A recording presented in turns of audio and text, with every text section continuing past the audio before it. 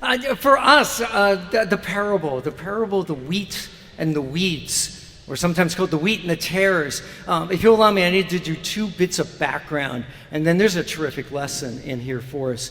The first, I don't know if you would know this, a lot of people think that parables have one interpretation, like they're puzzles. And Jesus has told us this story, and your job is to figure it out. And once you figure out the meaning of that parable, you get to go on to the next one.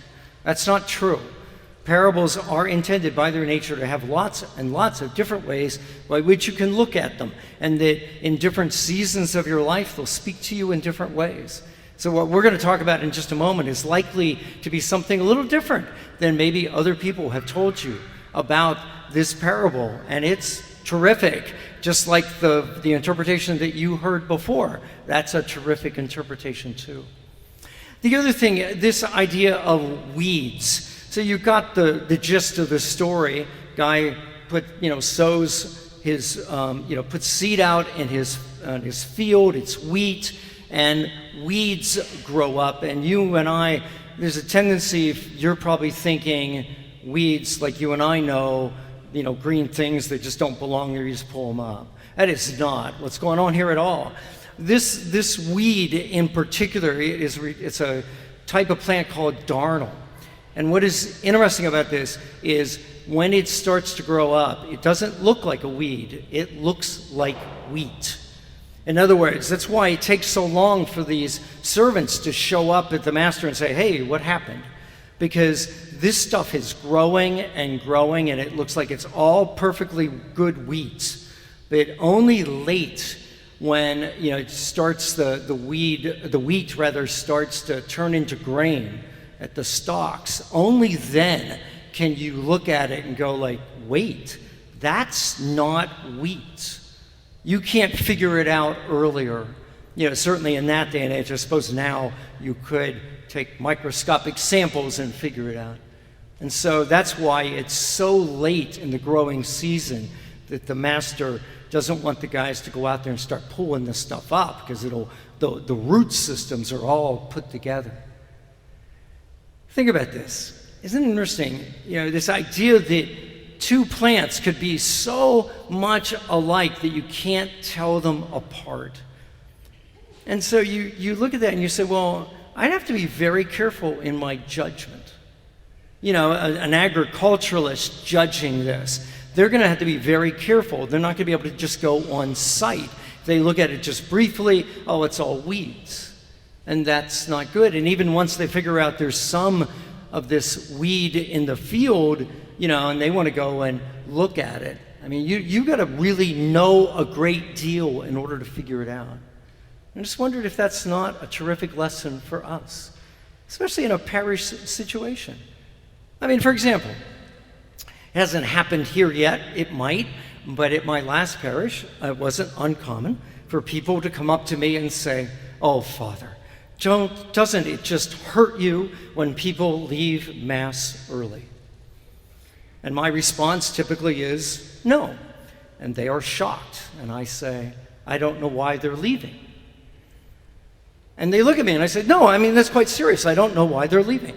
They may well be leaving out of an utter complete disrespect for the Mass. That would be a terrible thing. They also might be leaving because they're taking care of an elderly parent, and they're only able to be gone for short amounts of time, and they come to as much of the Mass as they can, and they need to get home. I don't know. And so why should I get upset unless I know the answer? And so often they look at me, oh, Father. I was like, I'm sorry. Maybe you know. Maybe you are blessed with the ability to read people's hearts, but I don't know. I don't know why they're leaving. By the way, I don't know if you are one of these people who might necessarily have to leave Mass early. Please don't think that was directed at you. Because seriously, it is true. I have no idea. People come late, they leave early. I don't know. I hope it is for a legitimate reason, but you know that. I don't. Or take, in a parish like this, occasionally we will end up having of necessity to look at lists, say like the Catholic Ministry Appeal, and we'll end up with lists of, who gave what. And there is, of course, a temptation to look at that and say, oh, look at these people and these big numbers. And look at these people and these little numbers. Well, I don't know anything about that. The people near the bottom of that list that are giving small amounts of money, they could be the ones who are giving out of a joy. This is what the Lord has put on their heart. They're giving it joyfully. They're giving it sacrificially because they don't maybe have a lot coming in. That may be exactly what's going on down there. Whereas people at the top of the list, maybe, yeah, it's a nice number, but maybe it's just chump change to them. They're not giving, or maybe they're giving out of a sense of obligation, not a sense of joy like the Lord asks us to be. Maybe the people at the bottom of the list, they're being good stewards of their money. The people at the top of the list, money, who cares? I got plenty. I don't know. Or in the bulletin, I don't know if you saw it last week, I hope you did, and this week, a little discussion about respect for the Eucharist. You don't have to go too far online to get people who are willing to just rant and rave about, those people who do this or don't do that as they receive communion.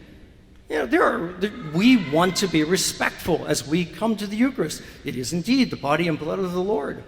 But how somebody shows respect, it's an outward sign, but it's hopefully an outward sign of what's in their heart. Someone could come down here and they could kneel and they could take communion on the tongue and they could utter Latin phrases at that point, all these gestures of great respect, and in their heart have nothing. Whereas someone who comes down and, just takes the host, which we might look at and say, that's so disrespectful. I don't know. It may well be the most respectful thing they can bring to the Lord. The article today in the bulletin encourages us to be really careful about that. Be careful about all these things, that we are very careful to realize that, maybe it looks odd to us. But unless we are able to separate and know what's the difference between the wheat and these weeds, unless we really know the difference, then we don't get to judge. In the parable, the judgment comes at the end, very, very late. The Lord knows our hearts and these things. Just one last thing. Dress in churches. Some of us are old enough to remember a time when, there was an acceptable dress code in church, and everybody knew it. You didn't have to say anything about it. Everybody just dressed up a particular way. And now it's not quite the case, and yet, we have to be really careful about asking ourselves, that person, look what they're wearing. How disrespectful of the Lord. Is it? Do you know that? A teenager who walks in here with jeans that are torn up, that may be the most expensive piece of clothing they own. It may be their parents said to them, hey, go get dressed, we're going to Mass. And they walked into the room and said, let me put on something good. Let me put on something really good for the Lord. And maybe they put on those jeans. And maybe you're like once your jeans had holes in them, they got put into a different pile of clothes that you wore in other places. You and I need to be really careful about this. If you are good enough to know the difference between wheat and tares, wheat and weeds, then you get to make those judgments. But for the most part, most of the time, you and I don't have that knowledge. The Lord has that knowledge.